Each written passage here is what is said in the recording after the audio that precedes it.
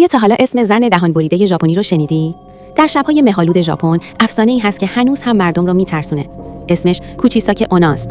زنی با ماسک جراحی که بی صدا به رهگذران نزدیک میشه و فقط یه سوال میپرسه. هر جوابی بدی یا میبره. بعضیا میگن میشه با جوابهای مبهم و پرت کردن حواسش با آب نبات فرار کرد، اما هیچ چیز قطعی نیست. ریشه این افسانه به دوران ادو برمیگرده. زنی که توسط شوهر سامورایی حسودش به خاطر شک به خیانت دهانش بریده شد. در دهه 1970 این افسانه اونقدر جدی شد که پلیس ژاپن اطراف مدارس گشت میزد. کوچیساکه اونا فقط یک داستان ترسناک نیست، نمادی از ترس‌های قدیمی، خشونت تاریخی و وحشتیه که هنوز توی سایه‌های شهر زنده است. اگه شب تنها راه میری، حواست به سوالش باشه.